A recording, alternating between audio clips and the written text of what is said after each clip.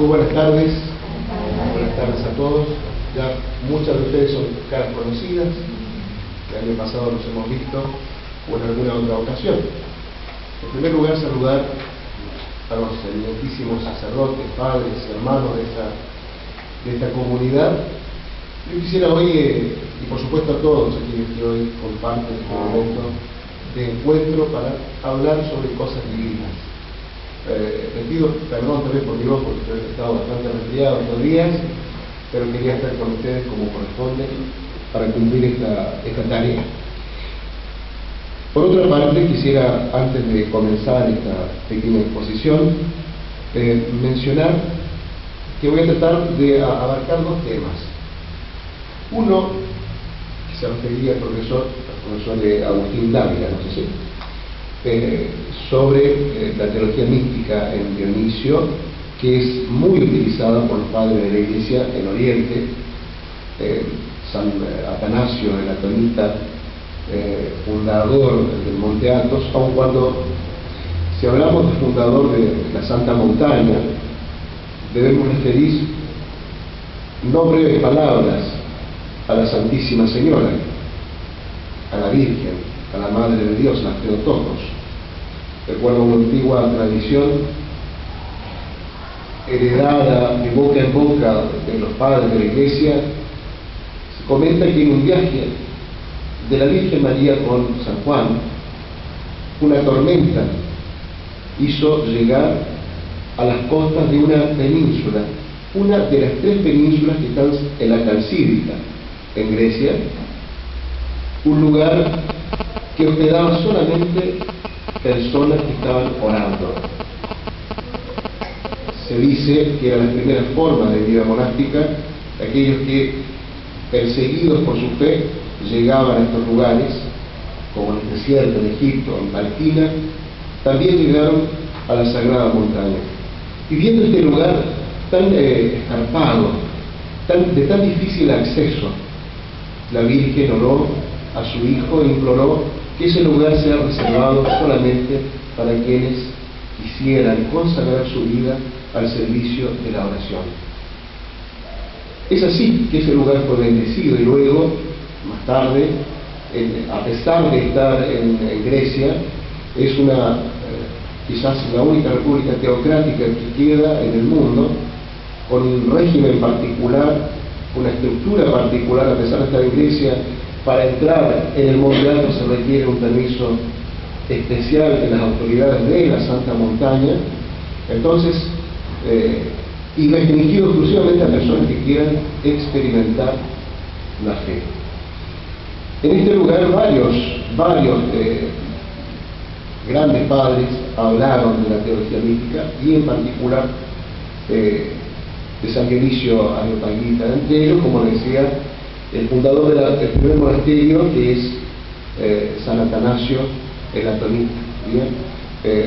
Atanasio vivió en Mejistigabla, se llama, el monasterio más cercano a la cumbre del Monte Athos, es una península, ¿no?, donde hay 20 monasterios que alojan las distintas costumbres de la Iglesia ortodoxa, jurisdicciones, principalmente la jurisdicción del patriarcado. Todo esto está bajo el patriarcado ecuménico de Constantinopla, con su santidad el patriarca Bartolomeo como jurisdicción, a pesar de estar en Grecia. De esto quisiera explayarme más al final de la exposición, porque quisiera referir unas palabras sobre el monacato hoy. Ahora quisiera hablar ya directamente de lo que nos reúne, Dionisio. En particular en la temática que se me pidió es la vida monástica en Dionisio. Y quisiera cambiar un poquito el título, he puesto Dionisio Areopagita y la mística, su influjo en el monacato. Durante la Edad Media, los escritos que hasta entonces se atribuyeron a Dionisio Areopagita, el ateniense convertido por San Pablo en el Areópago, gozaron de muy alta estimación, no solamente entre los místicos y autores de obras de teología mística, sino también entre teólogos y filósofos profesionales, como por ejemplo San Alberto Magno y Santo Tomás de Aquino, de los cuales el profesor hacía referencia. La relevancia y respeto otorgados a aquellos escritos se debió en gran parte a la equivocada idea sobre su autor, un error originado en el uso por dicho autor en un seudónimo, Dionisio el Presbítero, escritos amparados o atribuidos a San Dionisio. Sobre la cuestión dionisiana, como hemos visto y como muy bien nos explicó el expositor anterior, una larga tradición, extendida prácticamente hasta el Renacimiento, lo identificó con Dionisio, el convertido por Pablo en el Areópago. De ahí la autoridad de que gozaron sus escritos. Está el peso de su autoridad que entre los siglos IX al siglo XVII, una quincena de traducciones latinas se hacen amén de múltiples comentarios y paráfrasis. Como ya hemos mencionado, San Atanasio Latonita se dedica también a exponer en la Sagrada Montaña relatos, en el monasterio de Megistilabra, toda la exposición de San Dionisio. La Passio Sapientissimi, Dionisio de Irduino, une en un mismo nombre al convertido por Pablo, al primer obispo de Atenas, y Dionisio, obispo de París y Mártir. No es entonces inocente ni casual que la Abadía Real de Francia lleve su nombre. Vemos claramente cómo sus escritos influyen y son materia de extensos estudios en el monasticismo tanto en Oriente como en Occidente. Pero surgen las dudas. Durante el Medioevo fueron muchas sobre el origen de sus escritos. Pedro Abelardo fue uno de aquellos.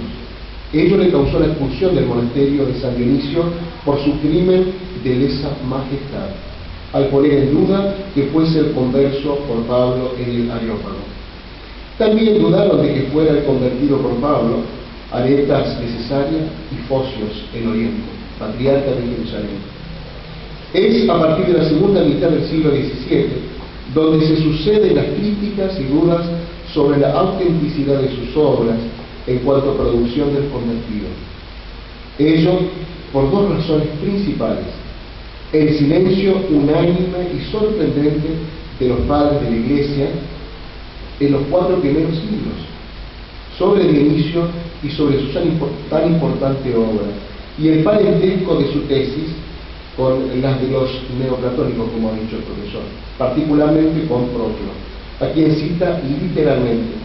La presentación de sus tratados, las fórmulas de introducción, transición y conclusión, la manera de citar y de calificar las autoridades agregadas, las doctrinas de la belleza, del bien, del amor, del agape, del conocimiento de Dios y de los ángeles, de la providencia, de su acción y justicia divinas, la visión y la estructura del universo espiritual, la noción de la plegaria, las etapas y los aspectos de la vida contemplativa, la unificación y la divinización de la inteligencia, el conjunto simbólico alegórico que ilustra todas estas temáticas, son indicios claros. Todos estos puntos lo ligan con los últimos neoplatónicos y por ellos con Plotino y Platón. Como los platónicos, en sus mismos términos incluso, aunque en contextos posteriores diferentes, Dionisio acude al lenguaje de los misterios, tradición oral de los secretos que divinizan. Esto se dice en griego paradosis, iniciación de los misterios, la mistagogía, la iniciación perfectiva, teleusía, teleurgía, la expresión rigurosa de los no iniciados, que como tales son confinados a la inteligencia. El silencio y reposo propio del estado místico que nos une al uno, a la teosis, a la deificación. Por otra parte, independiente del influjo neoplatónico, el fin de la leyenda que atribuía al corpus dionisiano al convertido por Pablo en el Areópago tiene otras pruebas que tienen que ver con aspectos en la historia de la Iglesia. El profesor acaba de mencionar hace un rato que Dionisio siempre procuraba clarificar aspectos teológicos. Y lo que he mencionado hace un rato, de que el silencio claro, contundente de los padres de la Iglesia en los primeros 4 siglos son indicios de que su obra es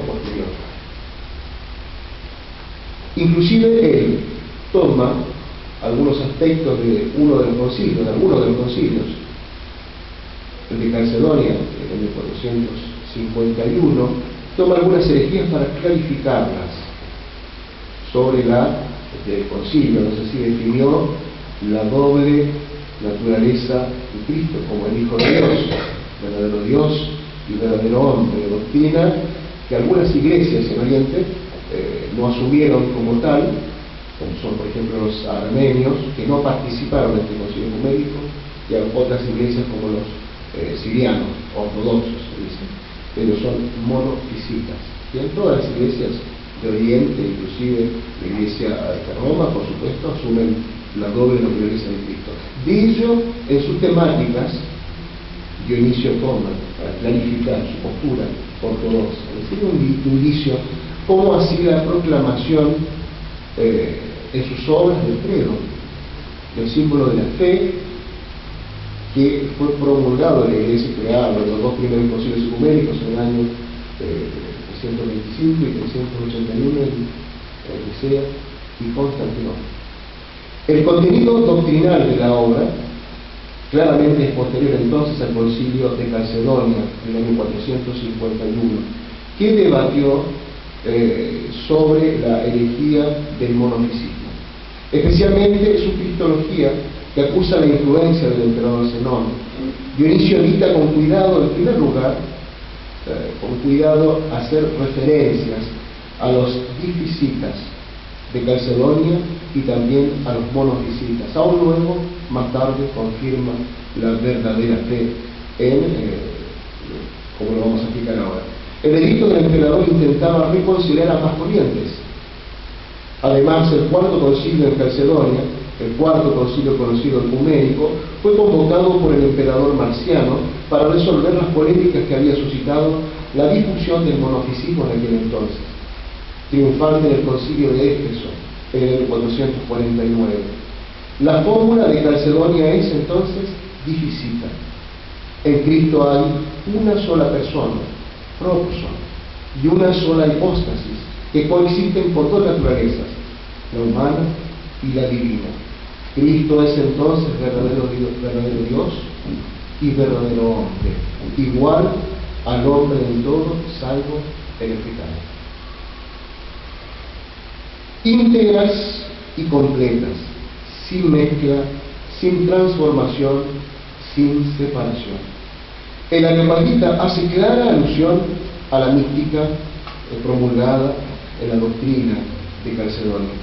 La liturgia de la Eucaristía o de la unión que describe el capítulo 3 de la jerarquía eclesiástica alude al canto y profesión también del credo, el símbolo de la fe de la iglesia primitiva, o resumen de la fe de la iglesia primitiva. Cuando Constantino decidió transformar el imperio del politeísmo y monoteísmo, convocó a los distintos jefes de las iglesias y descubrió algo muy simple. Al tener distancia, entonces la pentarquía, a saber, Jerusalén, Antioquía, Alejandría, Constantinopla y Roma, las 5 sedes de la iglesia primitiva, había disensión en el propio clero, en los propios sacerdotes, obispos, sobre qué creer, sobre lo que revelaba la Sagrada Escritura. Y así vemos herejías que surgen, debates que surgen, y una de las primeras cosas que le pidió Constantino a los santos padres de la iglesia de aquel entonces, era que definieran todas las cuestiones relativas a la verdadera fe, proclamada luego de los primeros 2 concilios ecuménicos. Así se convocó al concilio de Nicea, cuya tarea fue definir cuestiones de la fe. Gran parte del credo o símbolo de la fe se compuso allí, y la segunda parte en Constantinopla, en el año 389, como hemos mencionado, en donde define desde el Espíritu Santo hasta las características de la iglesia. ¿Bien? Y ahí conocemos el credo del cual hace pagarle, utiliza Dionisio como proclamación de canto, ¿bien? Como era utilizado en la iglesia primitiva y en algunas iglesias eslavas todavía. El credo no se reza sino se canta, ¿bien? Los diáconos salen a ordenar a la gente, al pueblo, que todos proclamen por medio del canto, siendo este instrumento musical más hermoso que el hombre puede tener para proclamar las verdades reveladas por Dios. La conclusión a que ha llegado la crítica es que el corpus dionisiano fue compuesto a finales del siglo V o comienzos del siglo VI. La pregunta que surge automáticamente es: ¿quién es entonces su autor? Ya nos lo ha aclarado, por supuesto, el profesor Agustín Dávila recientemente. Sin duda, muchas interpretaciones han aparecido. Vamos a mencionar tan solo brevemente algunas de ellas. Atenágoras de Creta, voy a utilizar varios que son de la Iglesia de Oriente. Atenágoras de Creta, en 1932, lo identificó por Dionisio el Grande, obispo de Alejandría. El profesor Peras, en el año 1936, lo identificó con San Basilio. El Urduy, en 1944, con Amnonio Sacas. El ya citado profesor Kilmayer, en el año 1928, con Severo de Antioquía. Honigman, en el año 52, con Pedro el Ibérico. Eusebio, en su historia eclesiástica, opina que fue discípulo de este.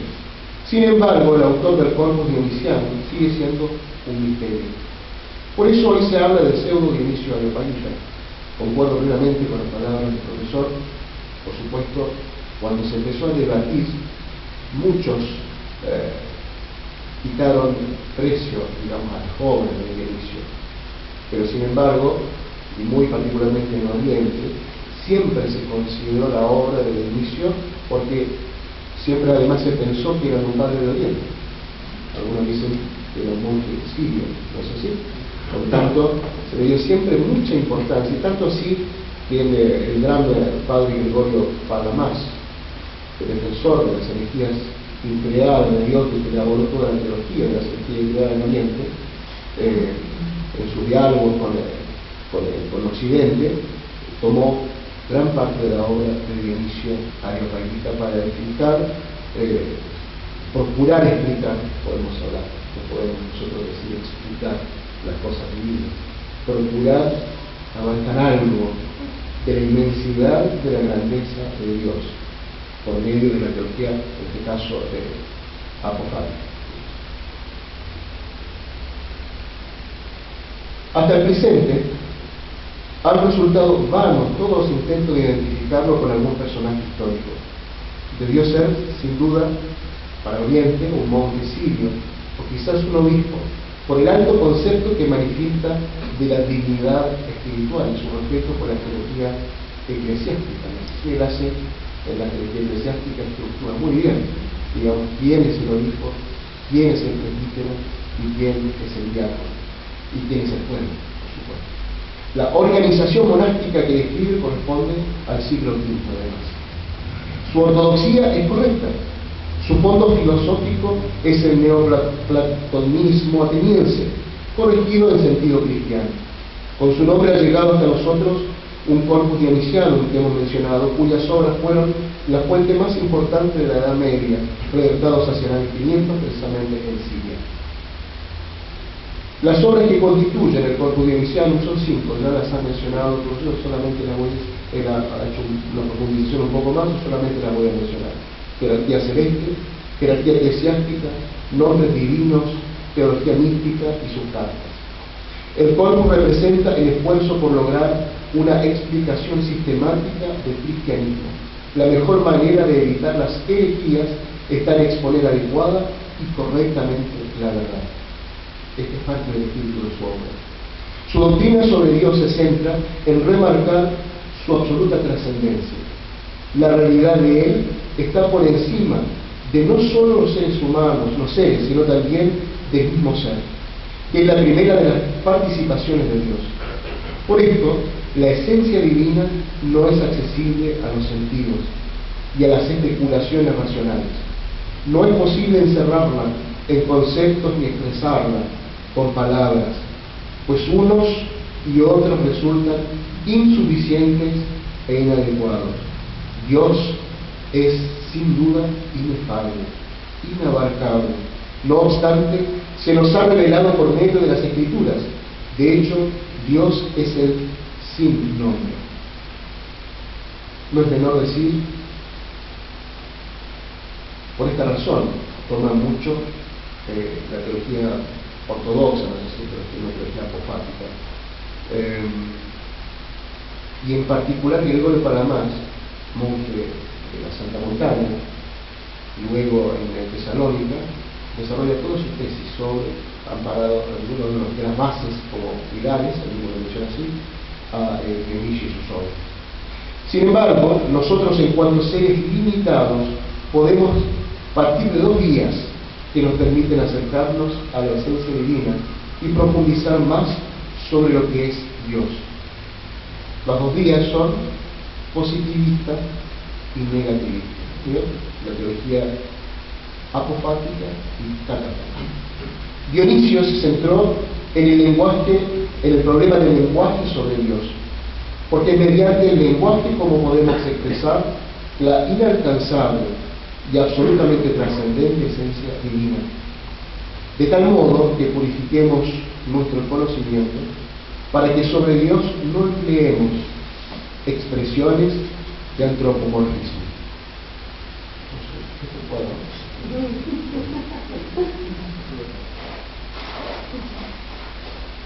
Bueno, las pastillas que secan. Tenemos tanto, no hay pastillas. Las afirmaciones niegan y las negaciones afirman simultáneamente. Cuando afirmamos algo de Dios, simultáneamente negamos algo de Él. La teología tiene entonces otra tarea: analizar el lenguaje que usamos sobre Dios, analizar entonces los nombres divinos.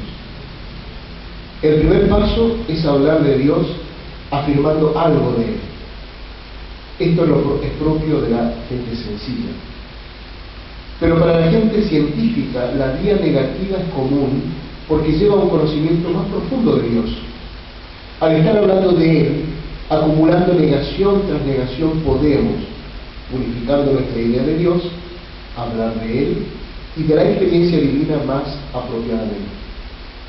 Por ejemplo, si afirmamos de Dios cuántas perfecciones encontramos en las criaturas, debemos hacerlo negando inmediatamente el modo limitado como lo encontramos realizadas en ella, porque Dios es trascendente y posee todas las perfecciones de manera superlativa.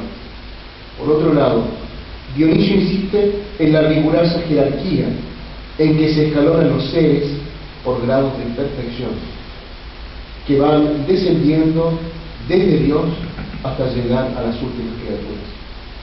Dios, que es el superser, el supraser, número 1. 2. El mundo celeste, los serafines, los querubines, los tronos, las dominaciones, las virtudes, las potestades, los ángeles, los arcángeles, los principados. 3.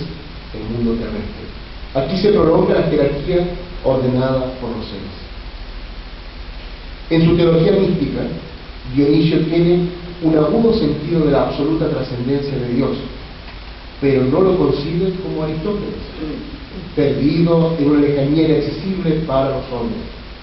Por el contrario, hace resaltar la idea cristiana de un Dios que es a la vez principio y fin, y que está presente en todas las cosas. Todos los seres, y en especial el hombre, proceden de Dios como de un principio creador, y todos deben retornar a Él como a su último fin. Su mística, que incluye una etapa ascética preparatoria, es ante todo intelectualista. Tiende a lograr un conocimiento directo de Dios y a unirse con Él por la intuición.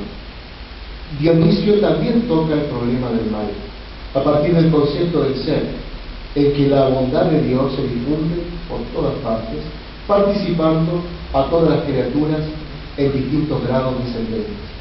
Dionisio contempla el mundo con ojos optimistas, porque todo cuanto existe es bueno, y el ser y la bondad se identifican. Sin embargo, es evidente que existe el mal. Pero, ¿de dónde proviene? ¿Cómo existe en el mundo?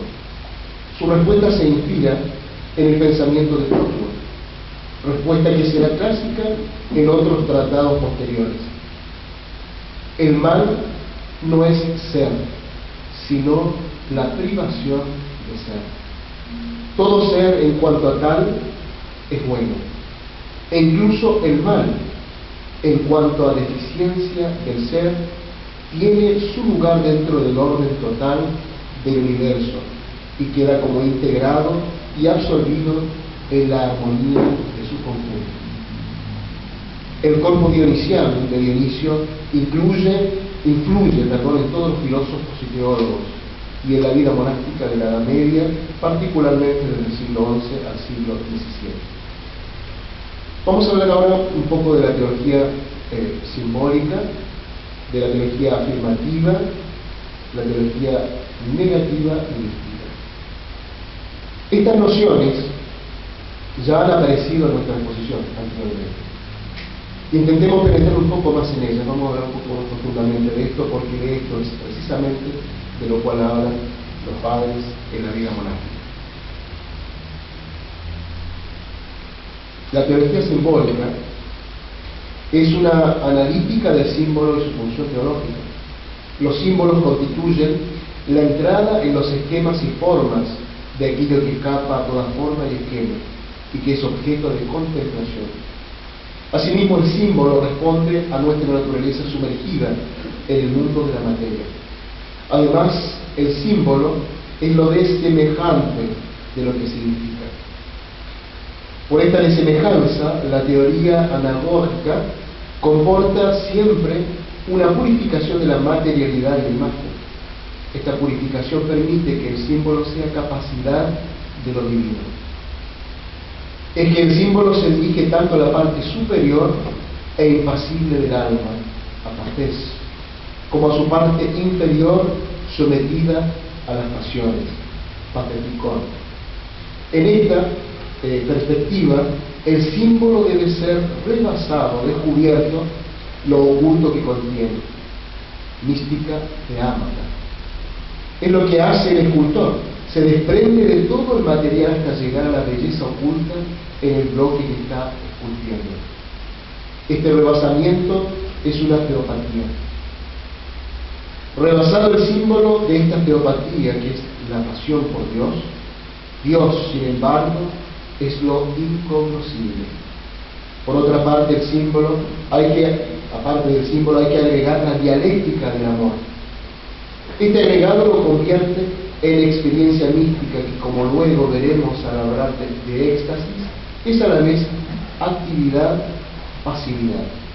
Por ello, la experiencia mística es unitiva, inefable y transdiscursiva. De ahí que el símbolo como teopatía remita a la etimología de Dionisio, que hace del Theos, de Dios, de la deidad.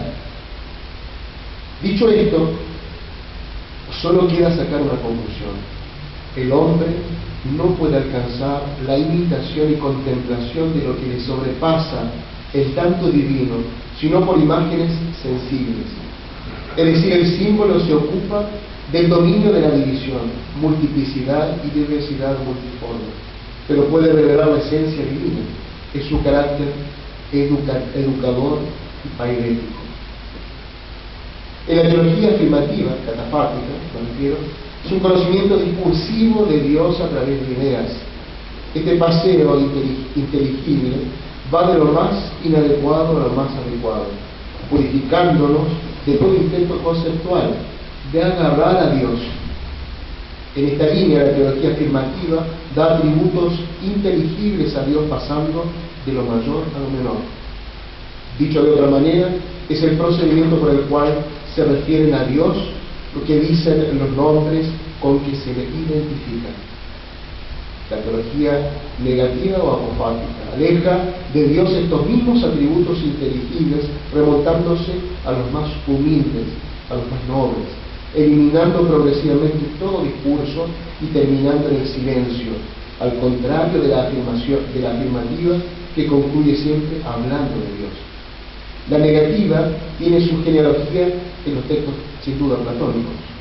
Entre ambas teologías, la afirmativa y la negativa, existe la misma relación que existe entre el simbolismo de lo semejante y lo desemejante. De Dios sabemos lo que es bien, belleza, amor, inteligencia, paz, perfección, etc. Por la teología afirmativa. Lo que no es, lo sabemos por la negativa, que es anagógica. Va más allá de lo dicho por la afirmativa y en su negación afirma la trascendencia absoluta de lo divino. Dioniso expresa esta trascendencia absoluta de Dios en el epíteto emetectos, intacto, que no puede tocarse ni hacerse común. La negación penetra en el corazón misma de la afirmación para que la afirmación negada tenga entonces valor. Esta operación de penetrar en el corazón mismo de la afirmación negada hace que la teología negativa sea una teología eminente, es decir, una teología de la trascendencia. En otras palabras, la teología eminente es el procedimiento por el cual el hombre se acerca a Dios negando los conceptos con los que lo expresa, no porque no se verifiquen en Dios, sino porque se verifican de manera excelente. Es teología negativa eminente, pues es un proceso por medio del cual se niegan los límites de los conceptos con los que se habla de Dios. Este proceso hace comprender que Dios no es lo que los conceptos dicen en cuanto están más allá de lo que dicen. También se llaman a la abstracción porque la inteligencia humana pasa de lo sensible a lo inteligible y de este a la percepción de Dios como aquello que está más allá de todo conocimiento humano. Esta exposición muestra que las tres teologías analizadas se implican mutuamente. Ninguna se cierra en sí misma. Pasar del símbolo al concepto es teología afirmativa. Negar los símbolos y los conceptos desde el silencio del no saber de Dios es teología negativa. Ver en todo símbolo una semejanza de semejante es teología afirmativa. Negar las semejanzas de semejantes es teología negativa. Sin embargo, Dionisio prefiere la apofática, la teología negativa. De acá se desprende la influencia también en la vida monástica de Oriente. Para ello usa el lugar de la diferencia plotiniano. De ahí que los símbolos más desemejantes a Dios sean los proferidos por nuestro místico. La culminación de estas tres teologías es la teología mística. No sin razón, uno de los nombres de uno de los tratados del Corpus Dionisianum, poco extenso pero intenso conceptualmente, se llama así. La teología mística es el encuentro del con el uno inefable, encuentro que diviniza. Hablar de la teología mística es ya hablar con y en el Logos. La teología mística se halla más allá de todo término expresable y pensable. Es el silencio de no saber dónde se sitúa la teología mística. Esta nada tiene que ver con lo que uno puede verbalizar. Es la praxis, es verdadera oración. En esta línea surge una pequeña controversia. Hacer un logos sobre el sin logos, hablar del silencio de lo que no se puede hablar. Para ello viene en su ayuda la teología negativa, porque habla lo menos al negar todo. La teología mística y la teología negativa tienen en común los objetos de contemplación que están escondidos, pero que se revelan de la misma forma. La teología mística y la teología simbólica tienen en común que usan los símbolos y metáforas. Pero en medio de esta relación la teología mística va más allá de todo símbolo y discurso. Es pura experiencia, más allá de los sentidos y de la inteligencia que tiene una radical razón de ser. Dios es lo absolutamente incognoscible. Por esta razón Dionisio presenta la experiencia mística como no conocimiento y pasividad en medio de su conocimiento y actividad. Nos une a Dios en una pasión acto, sinergia, inonías, Pascua. En esta mirada, la teología negativa y su coronamiento místico no son posibles sin haber pasado por los símbolos más desemejantes y por las afirmaciones de la teología catafática. El culmen de todo ello es la éxtasis como pasión y acto. Vamos a hablar un poco de esto porque precisamente los padres de la Sagrada Montaña, me refiero mucho a ellos, ¿no? Porque quizás dicen ustedes, el padre se pone la camiseta y vivió allá. Bueno, un poco sí.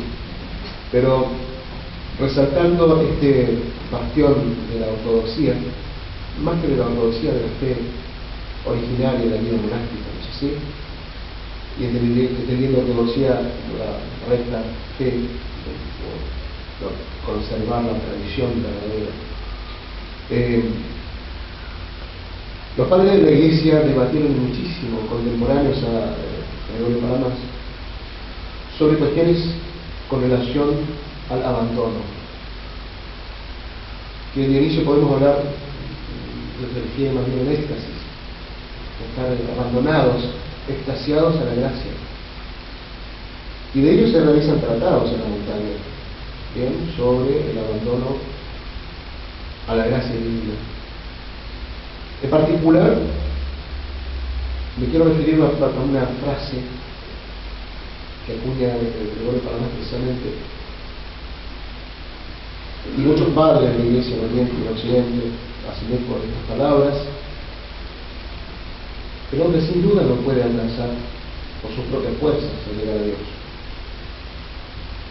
pero sabemos que Él nos llama a la santidad. Los escritos de Dionisio hablan de eso, porque somos débiles y frágiles.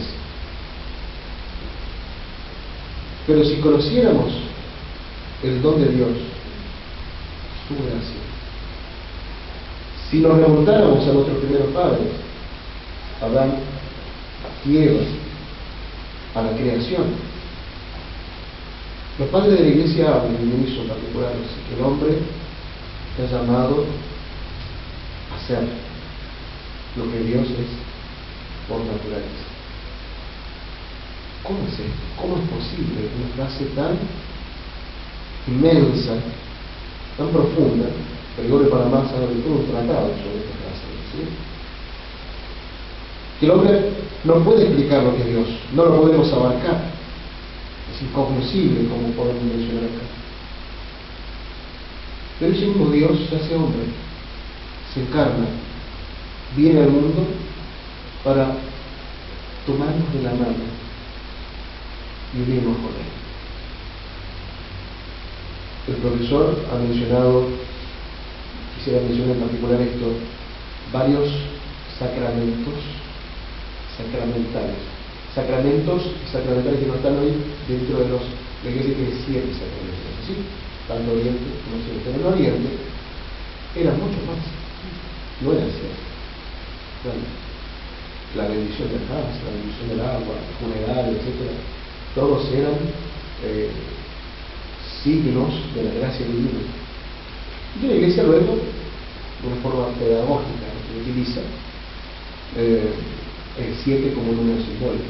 Hay mucha numerología que podemos mencionar que tiene símbolos importantes del 3, la perfección, del 7 también, etc. Los 7 días de la creación. Bueno, son más de 7 sacramentos, pero no menos importantes son otros que ha mencionado el profesor y que en Oriente y en Dionisio están muy presentes, que son signos de la gracia divina que se da a los hombres por medio de la jerarquía. ¿Bien? Para llegar a algo, en fin,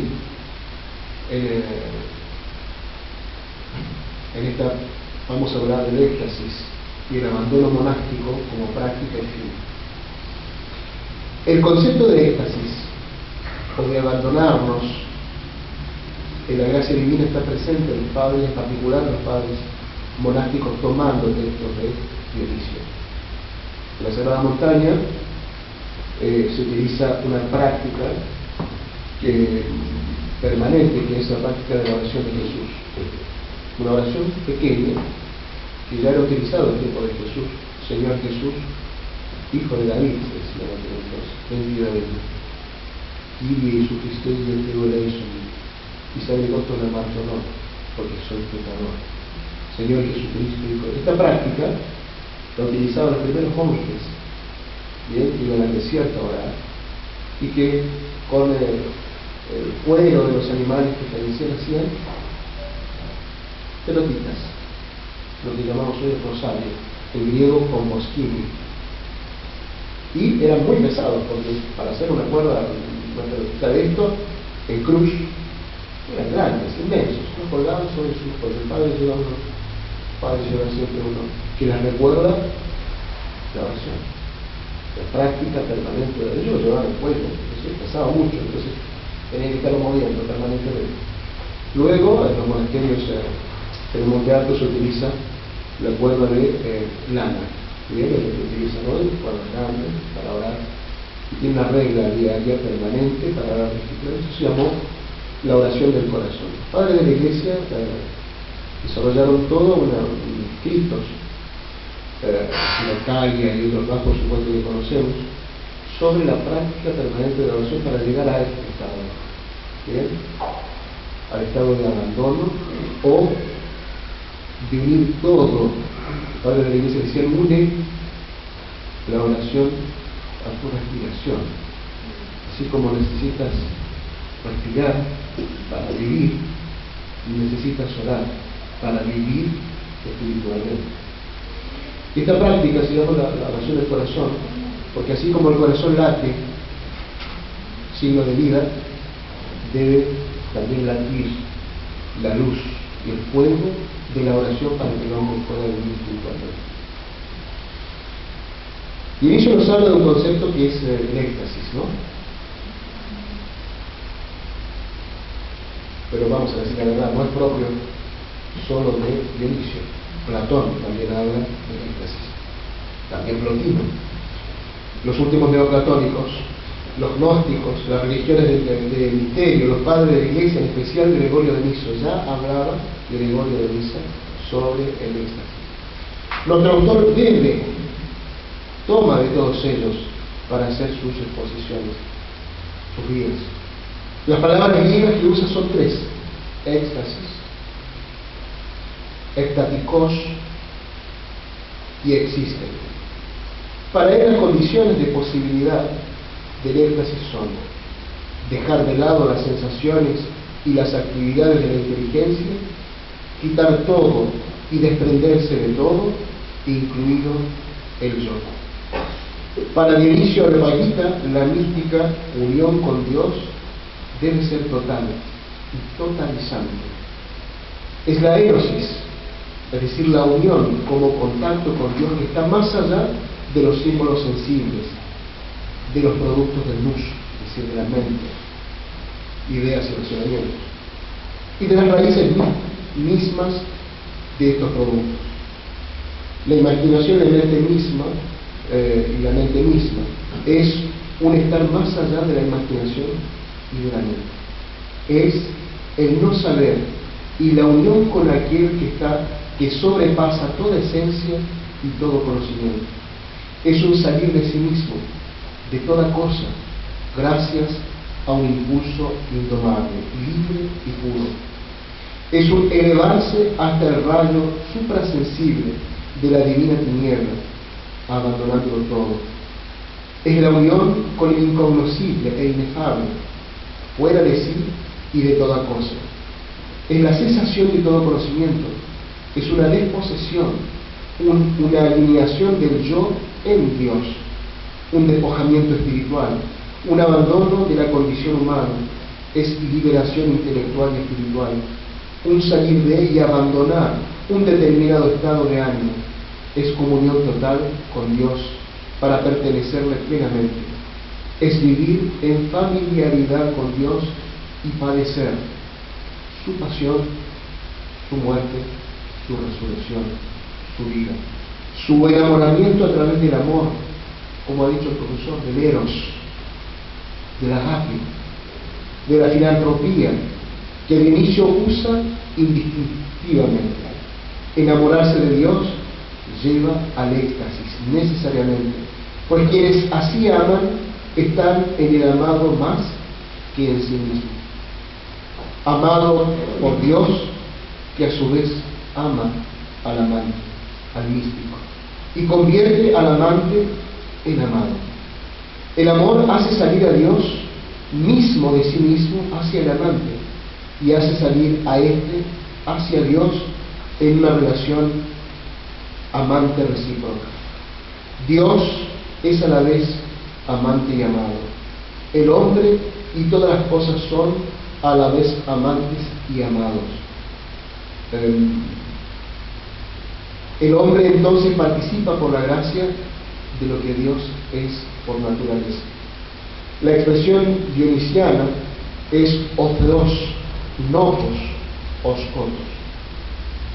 Tiene esto una doble significación: subjetiva en cuanto a actitud del alma que contempla, objetiva, que es el carácter inaccesible, la absoluta trascendencia de la luz contemplada.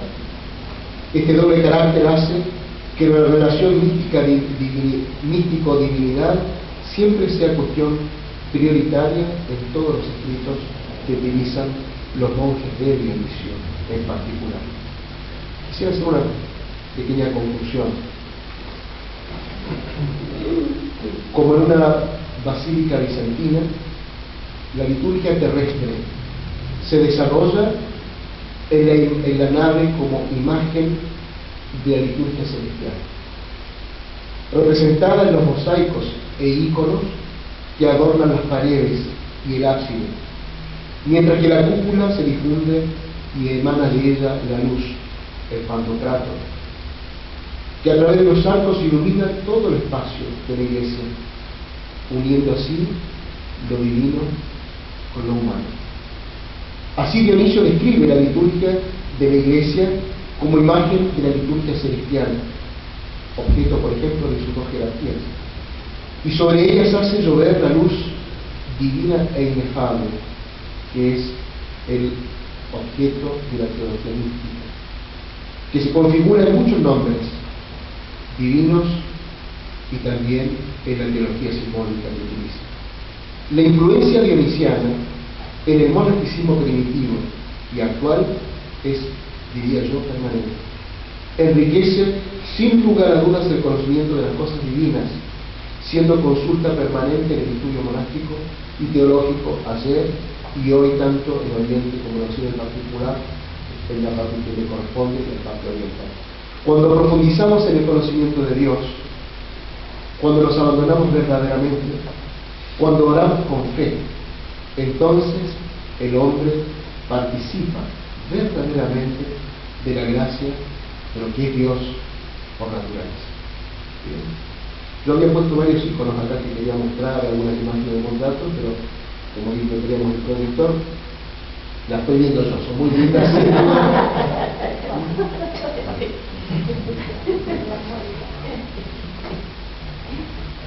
Lo podemos mostrar después. Porque me llegó recién. Puedo pasar, se lo puedo dejar en un pendrive.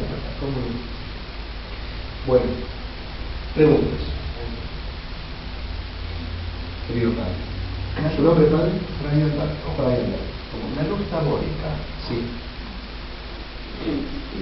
Miren, precisamente al terminar, no venía preparado, pero bueno. Acá hay un icono, lo pueden ver, ¿no? Chiquito. Este icono es representa, escrito por Teófilo de Creta. Todos los iconos y todos los iconos de la fiesta de la iglesia están en un misterio que se llama Stavronikita en el Monteatos. Stavronikita fue pintado completamente toda la iglesia por Teófilo, que es gran pintor de iconos. Y este icono en particular habla de la luz tabórica, que utiliza, por supuesto, Dionisio. Y no quiero dejar de mencionar lo siguiente. Gregorio Palamas, primero, Bueno, pero además desarrolla todo. Él estuvo en el monasterio y en Batopel, otro monasterio donde escribe. En el ícono de la transfiguración en el monte Tabor de Jesús, hay dos figuras. Te explico esto para llegar, digamos, finalmente. Moisés y Elías. Uno representando la ley y a los profetas. Los más famosos de la ley y de los profetas del Antiguo Testamento. Y en el centro Cristo.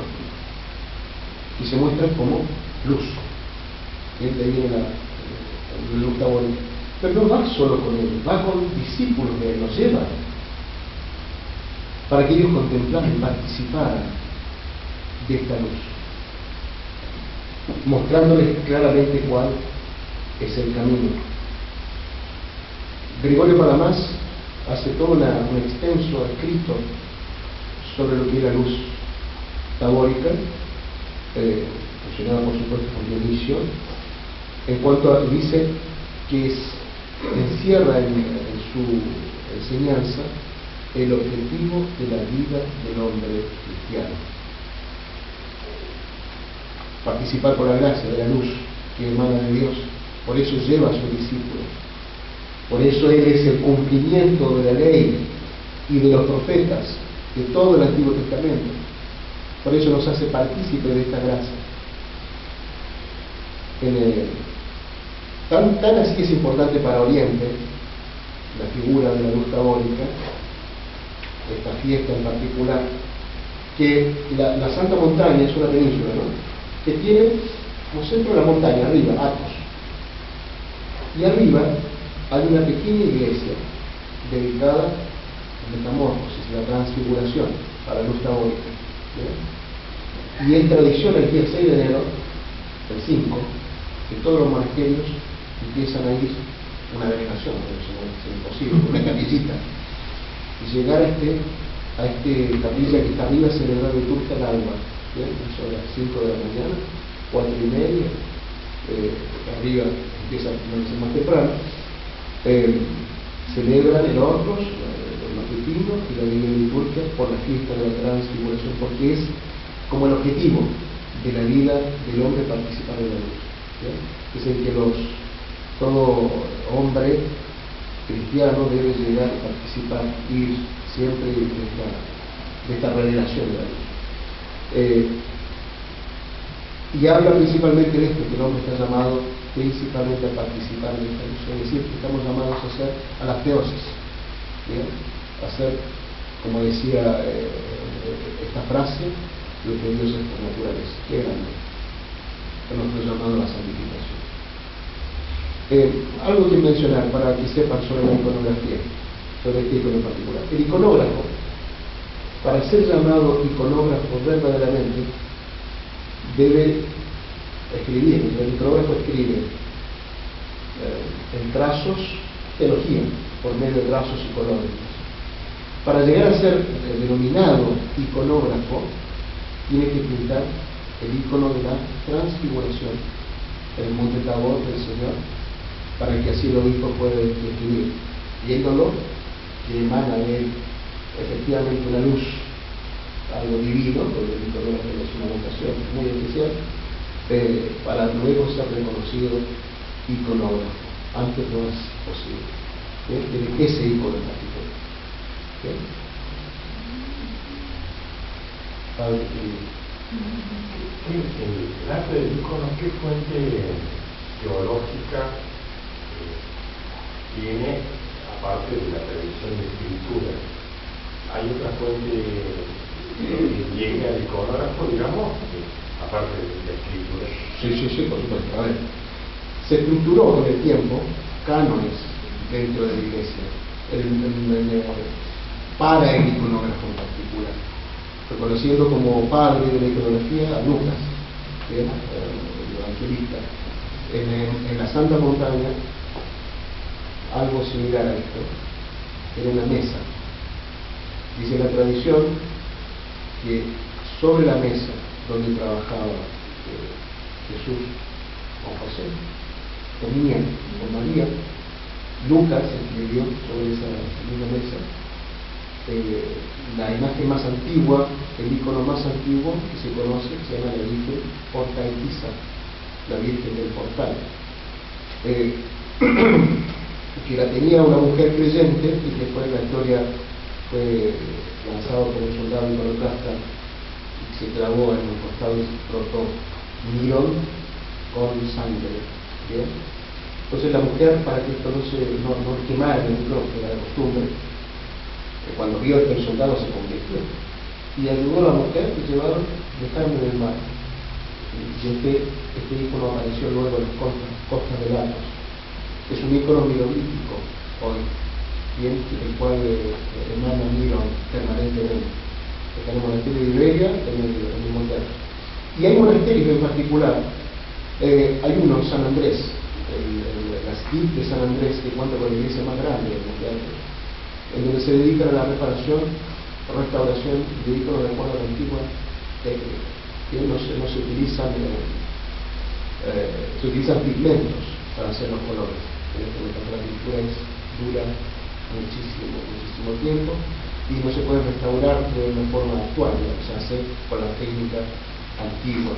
Y hay otras escritas en Capsocalibia, que son residencias monásticas que utilizan la técnica, y Carolía también, la técnica de la luna, que pintan con la luz de la luna, digamos. Entonces, para que el fonógrafo, el escritor, el teólogo, las imágenes, pueda sacar la máxima luz de la pintura.